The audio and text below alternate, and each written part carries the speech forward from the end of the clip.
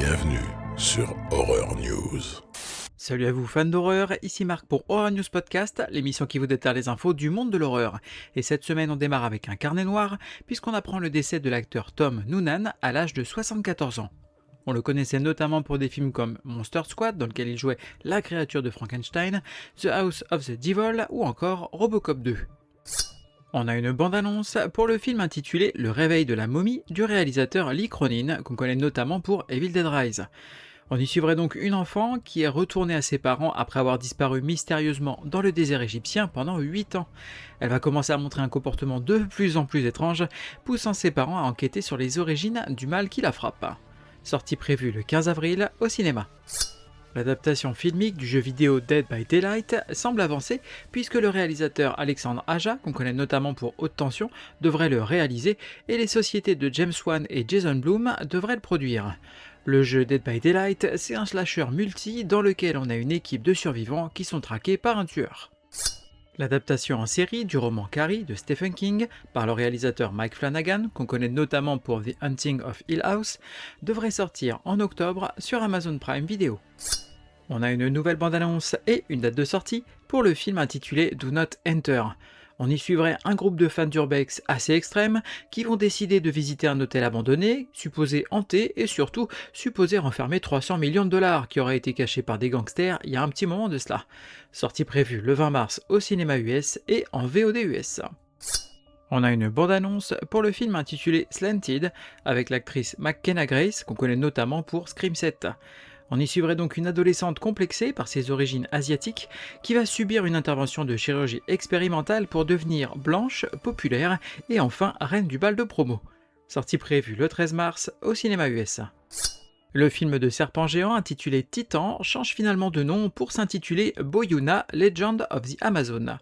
On devrait retrouver les actrices Kiana Madeira, qu'on connaît pour Fear Street, et Jessica Ross, qu'on connaît notamment pour Happy Birthday. Dans une équipe donc de médecins humanitaires qui sont en mission dans la forêt amazonienne et qui vont évidemment réveiller un prédateur légendaire.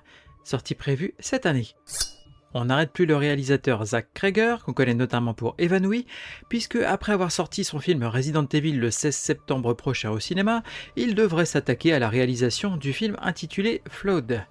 On y suivrait donc un groupe tentant de survivre dans un immeuble submergé par les eaux lors d'une inondation catastrophique, alors que la structure s'effondre lentement et qu'une créature mortelle guette sous la surface. On a une bande-annonce pour le film intitulé The Yeti. On y suivrait donc un aventurier et un roi du pétrole qui disparaissent mystérieusement dans le nord sauvage de l'Alaska avant que leurs enfants ne montent une expédition pour essayer de les retrouver. Sortie prévue le 10 avril au cinéma US. On a une bande-annonce pour le film Found Footage intitulé Bodycam du réalisateur Brandon Christensen qu'on connaît notamment pour Night of the Reaper, un film qui est arrivé il y a peu sur Shadows et que je vous conseille d'ailleurs. On va donc y suivre deux policiers munis de caméras qui, suite à une bavure, vont tenter de se couvrir, sauf que leurs caméras ne sont pas les seules choses qui les surveillent. Sortie prévue le 13 mars sur Shudder. L'adaptation en série live de Scooby-Doo par Netflix a trouvé sa Daphné, en la personne de l'actrice McKenna Grace, encore elle. On devrait donc y découvrir la toute première enquête qui a permis la formation du Scooby Gang. Le légendaire réalisateur John Waters, notamment connu pour Pink Flamingos, rejoint le casting de la 13e et dernière saison de la série American Horror Story qui s'annonce déjà épique. La sortie est prévue pour Halloween. L'actrice Jennifer Tilly, qu'on connaît notamment pour La fiancée de Chucky, a teasé que malgré l'annulation de la série Chucky, quelque chose était bien dans les tuyaux pour Chucky et Tiffany. On a une bande-annonce pour le jeu vidéo intitulé Layers of Fear numéro 3, The Sick Rose, par les studios Bloober Team, notamment connus pour Silent Hill 2 Remake. On apprend du même coup que l'univers de la franchise serait développé à travers 2 romans.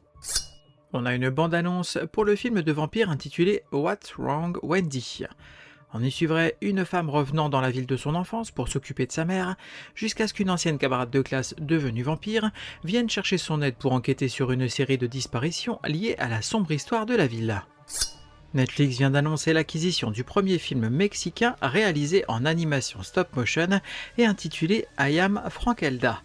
On y suivrait donc dans le Mexique du 19e siècle une auteure d'histoires sombres, ignorée et rejetée par la société, qui va malencontreusement briser la frontière entre réalité et fiction en amenant des monstres de sa composition dans notre monde. Elle va devoir tout faire pour réparer ça. Sortie prévue cette année sur Netflix.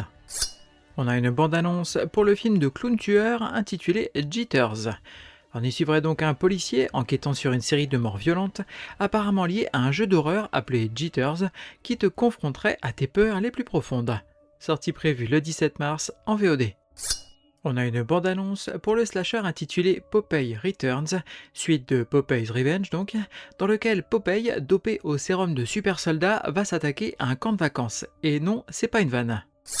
On a une bande-annonce pour le film intitulé Sharks vs Mermaids, dans lequel des requins-garous, des requins-garous, vont s'opposer à des sirènes mangeuses d'hommes évidemment, dans une guerre de territoire, le tout avec une histoire d'amour entre deux membres des camps ennemis. Sortie prévue cette année en VOD. Côté cinéma, évidemment le très attendu, l'un des films les plus attendus de l'année, je pense du moins, c'est Scream 7 qui sort donc le 25 février au ciné.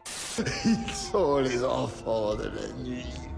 Côté VOD, DVD et Blu-ray, on va avoir Minnie's Midnight Massacre en VOD, un slasher avec une sorte de Minnie Mouse. Donc ça sort le 24 février. De là on aura Terrifier 3 en VHS, et oui, chez ESC, donc le 25 février, et Nauseums en VOD le 27 février. Es-tu un dieu? Côté streaming, on va avoir Dead by Dawn sur Shadows le 27 février et Crazy Old Lady sur la plateforme américaine Shudder le 27 février. Côté série, on va avoir Monarch Legacy of Monsters saison 2 sur Apple TV+ le 27 février. Je vois des gens qui sont morts. Côté livre, on va avoir Strandling de James Brodgun, dans la collection Obscure, une toute nouvelle collection qui a été créée par la Maison Pop et Shadows, donc ça sort le 25 février. On a ensuite le comics Predator Bloodshed chez Marvel, donc là c'est le premier numéro qui sortira le 25 février en VO évidemment.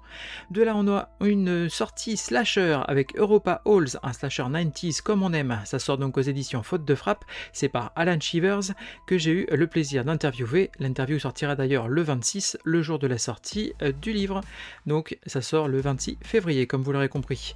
Et pour terminer, Exquisite Corpses tome 2, donc ça c'est du comics chez Urban, c'est de la VF et ça sort le 27 février.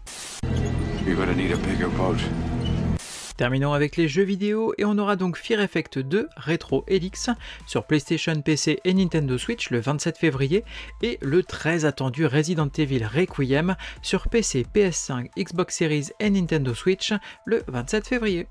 Merci à vous d'avoir suivi cette émission. Comme d'habitude, je vous invite à la partager autour de vous ainsi qu'à venir me suivre sur les différents réseaux sociaux, notamment Instagram, évidemment Facebook pour les classiques et puis TikTok et YouTube plus récemment. N'hésitez pas à aller y faire un petit tour, à mettre des commentaires et une note de 5 étoiles, ça fait toujours plaisir.